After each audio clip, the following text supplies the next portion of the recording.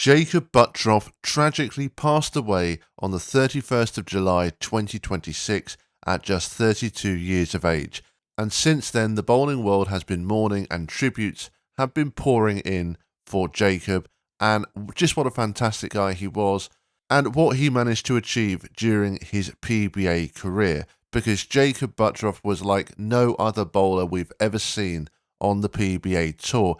He was one of the most unorthodox players we've ever seen, but he made it work for him and had some incredible success on the tour for a number of years. Everybody was simply shocked and heartbroken at this tragic news. And some of you may have seen that I did a tribute video for Jakob where I looked at his career as a whole, but I also wanted to make this video where I pick out his top 3 greatest moments on TV, because it was actually really fascinating to look back through his career, and there was just a few moments that stood out to me that I felt deserved their own video. So in this video we are going to look at what I think were Jakob's top 3 moments of his PBA career. These aren't in any particular order, but like I said, I felt that these 3 moments stood out and I wanted to give them a special mention in today's video. So then we're going to start off this video with number 1, the 2023 Scorpion Championship. See the max scores, could be a tight finish for the title. Jakob, you're back.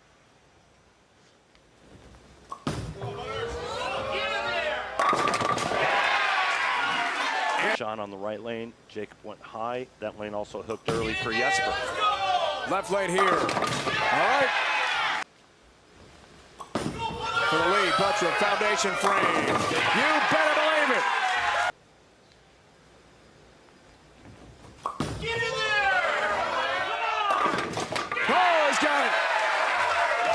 As Jakob headed into 2023, he was in the middle of a pretty long title drought, with his last win coming in 2019 when he actually won 3 titles in that season.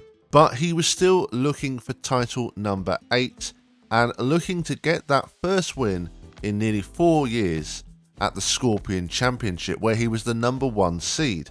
The player he would face in the final would be EJ Tackett, and this of course would be an incredibly tough matchup for Jakob, and it looked like EJ was actually going to win this title as he was up by 29 pins heading into the 9th with a max score of 268.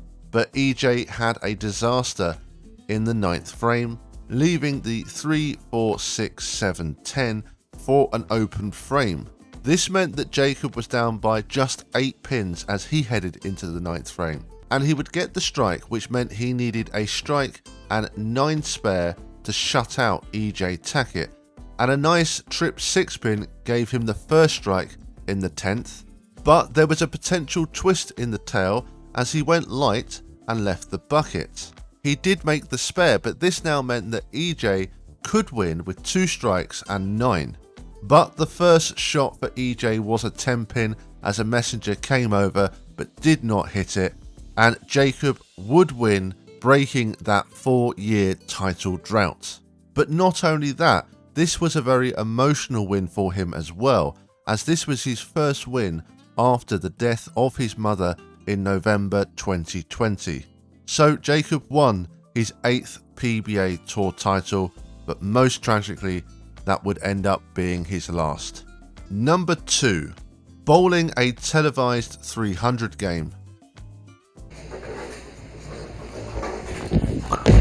25 in a row is the final count that I got. That's 26 in a row. Come on. 26 strikes in a row between these 4 players. Going to go around Sean Rash.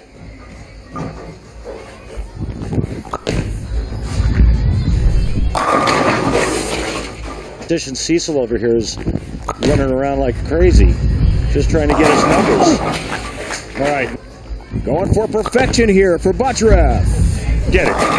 Yes, he does. A 300 game for Jakob Butturff. Perfection. Jakob was bowling in the PBA Tour playoffs in 2020 during a seeding round, when he made some PBA history. He was bowling alongside Norm Duke, Sean Rash and Anthony Simonsen during qualifying of the 2020 PBA Tour Finals, and there were some very high scores around in this game, and the pinfall here did matter because this was game 4, so it was a collective pinfall. Anthony Simonsen had a 268, Norm Duke had a 269, and Sean Rash had a 237. That just left Jakob, who was on for a perfect game, and that's exactly what he did, bowling the PBA's 28th televised 300 game. And this 300 was important in the context of things because it meant he actually got the 2 seed. Anthony Simonsen had the 1, Jakob had the 2, and then that left Sean Rash and Norm Duke to play each other in the opening match. Sean Rash would win the opening match, and then Jakob would get the better of Rash to advance to play Anthony Simonsen. This was a race to 2, and Simonsen won both of the games to advance. So even though things didn't go to plan in the overall tournament, he still made some fantastic PBA history. Number 3, winning his first major. The more conventional strike. A gang of misfits there in the back. Our friends from Portland. Gang of misfits? Is first. Up 23. We start the 7th. He throws. He can max at 239.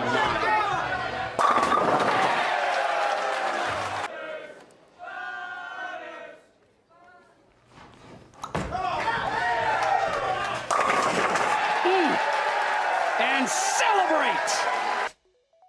Jakob had come very close to winning his first major on a few occasions. He was the runner-up twice at the US Open in 2017 and 2018, and then the runner-up at the 2019 World Championship.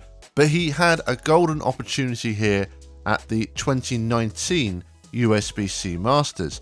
And this telecast was quite unusual because 3 out of the 5 finalists were making their TV debut, and all of them were looking for their first major champion. So we were guaranteed to have a first-time major champion in this event. Jakob was the 1 seed, so would need to win just 1 match to become a major champion for the first time in his career, and would end up facing the 2 seed, Michael Holloman. In the end, Butturff would win this one without having to do anything in the 10th frame. Holloman bowled well. He made a couple of good spare conversions towards the end, but really needed to strike out in the 9th and 10th to put any sort of pressure on Jakob. So Jakob would take the title with a final score of 228 to 196, and this would be his first and only major title, but it still was a really defining moment in his career. And you have to say, he was very unfortunate not to win more major titles. He certainly had lots of opportunities and got incredibly unlucky at times as well. For example, he was runner-up at the US Open in 2021, which was the 3rd time he was runner-up in that event, and 2 of those times he lost by just a single pin. He was the runner-up at the 2023 Players' Championship and the 2025 Tournament of Champions. And that's not to mention the other top 5 finishes he had in majors as well. So he was a fantastic performer in the majors and easily could have won more than just the 1 USBC Masters title. But despite that, it was still an incredible achievement for him, and it was fantastic to see him get that win after some heartbreak in other major events prior to that win. So that is going to bring us to an end of today's video. Once again, condolences to Jakob's friends and family. What absolutely tragic news this was to hear a couple of weeks ago. And if you're interested to learn more about Jakob's career, then consider watching my full tribute video that I made for Jakob Butturff. Thank you very much, bowling fans, and see you all next time.